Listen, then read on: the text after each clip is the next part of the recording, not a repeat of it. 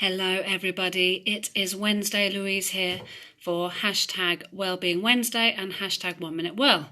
I can see I've actually got a line of sun coming in through my window right across me, so apologies about that. So I'm just going to shut my curtain a second. Nope. No, doesn't want to. I have a ray of light across me for some reason. So, last week I said that I was going to talk to you about different things on Wellbeing Wednesday. So last week we did physical Wellbeing Wednesday and did a meditation through our bodies. And this week I wanted to talk to you about economic well-being. So what is your economic well-being? Economy is about our finances. Now at the moment this is obviously, and I expect, quite a tricky subject for a lot of people. With everything going on in the world, there are people that are struggling, unfortunately. I am blessed to say that, touch wood, I am okay. But I wanted to talk about money. Money. There's lots of phrases, isn't there? You know, money is the root of all evil. Is it? You know, one of those things is that when we have no money, life's hard. And then when we have money, we don't always appreciate it. Just, frivoling it away on things that maybe aren't important. But I found this quote earlier that I really, really liked. And it says, don't think of budgeting as punishment. Think of it as you telling your money where to go instead of wondering where it went. Now, I think that's really, really good because I can honestly say that I've been both ends of the scale. You know, I have had times, especially here in Spain, where I have literally been skint, had no money. And it is horrible. There is nothing worse than wondering how you are going to get to the end of your month before your next paycheck. It is the most horrible feeling. It leaves you in despair. It's stressful. And, money is one of the biggest things that couples argue about. And the other end of the scale, I've never been loaded. I've still not won that lottery yet. But, I can be comfortable not having to worry about, let's buy this today, or okay, yeah, I'll treat you to a coffee or something. So there's those different ends of the scale. So money is important. It does make the world go round. Not as much as love and gratitude, but it does.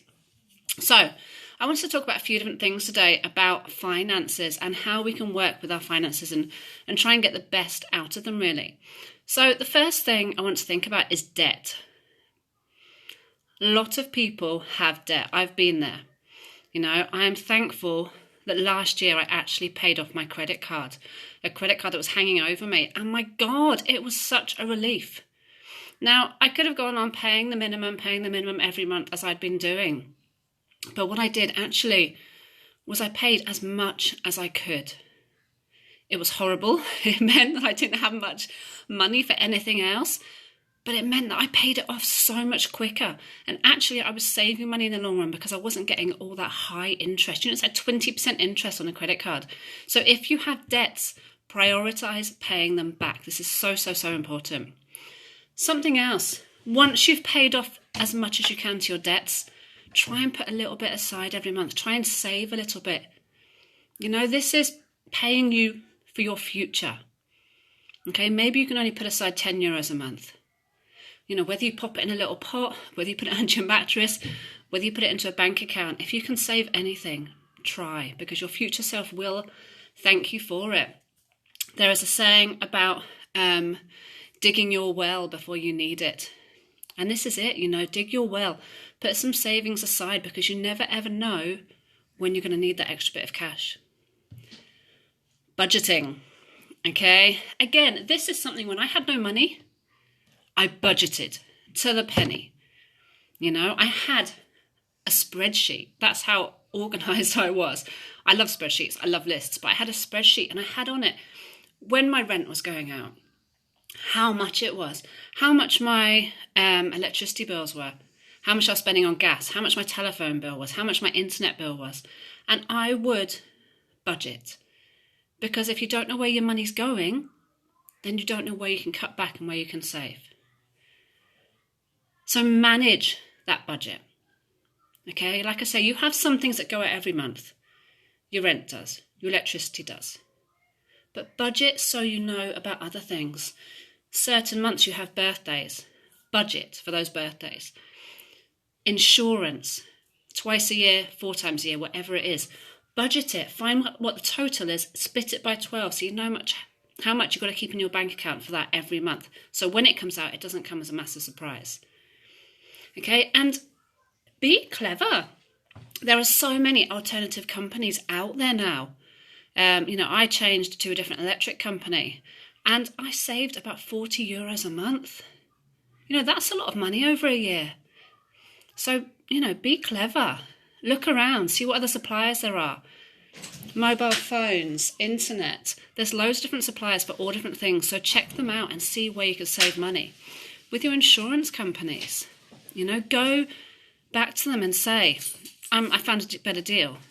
I bet you they'll come back and say they can offer you a better one because they don't want to lose you as a customer. Okay, so always do your best to look for an alternative.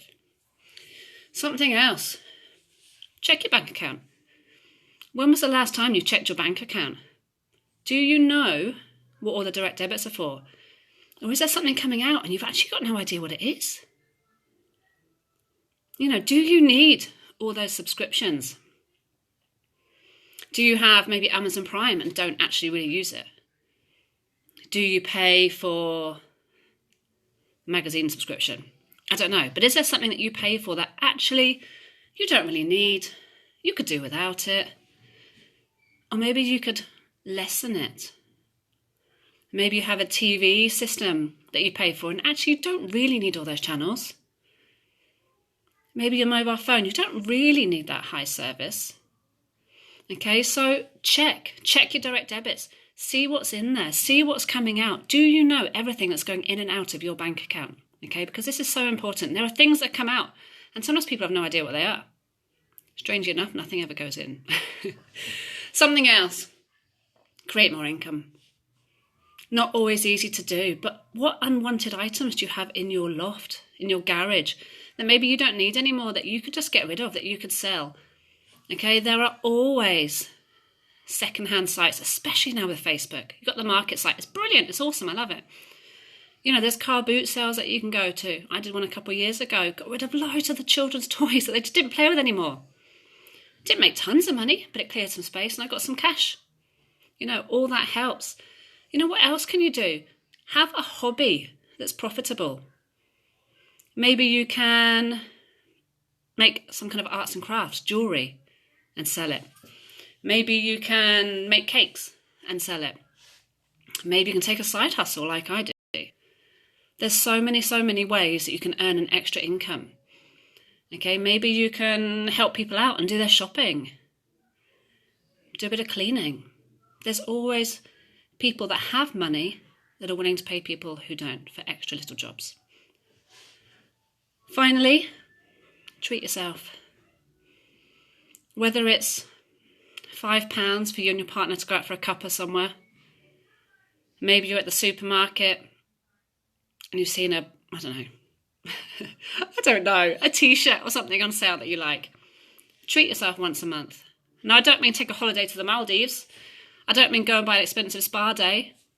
A £5, a tenner. Treat yourself for the fact that you are saving, because then you'll feel better about it. You won't feel, like when you're on a diet and you say, that's it, no cakes, no biscuits, no goodies, and then you cheat and you feel like, absolute rubbish. But if you say, okay, I'm going to allow myself this one little thing or this little cheat day, you don't feel so bad because you're not stopping yourself from everything. Okay, and that's important because a human psychology is crazy. And if I give you one final tip, I'd say teach your children about money. Children see their parents at the supermarket handing over cash, handing over a credit card, bank card. Explain to them what it is. Explain to them what you are doing. Show them money. Talk to them about what money is. And if they're old enough, get them a bank account. Teach them about delayed gratification. Teach them about saving for something. Now, both my children got money for Christmas from some family members. William spent all of his. All of it. Now, he got a drone and he got about 5 books. I'm quite chuffed with that because I love reading, so it's nice to know he loves reading. And to me, that is money well spent. But he can't save it. So I'm trying to teach him about delayed gratification, saving your money, saving up for something you really want. Amelia, on the other hand, only 6. She doesn't really understand. She got a few hair scrunchies. She got a new hairbrush. Apart from that, she's not really bothered. But you need to teach children about making good choices. You know, is this something that you really want? Do you want this? Or are you going to buy this that's going to break? Are you going to buy this and it's just going to be chucked in the cupboard? Or actually, teach them to shop around. Okay, well, you've seen this one here. Let's go over here and see if there's something similar. Maybe there's something cheaper. Maybe there's something better. Okay, teach them to judge, to make choices about what they're buying. Because the sooner you start doing it when they're younger, then they'll start doing it more when they're older as well. So that's a really, really good way to basically teach them about delayed gratification when it comes to shopping. Then as they get older, talk to them about savings. I say open that bank account for them.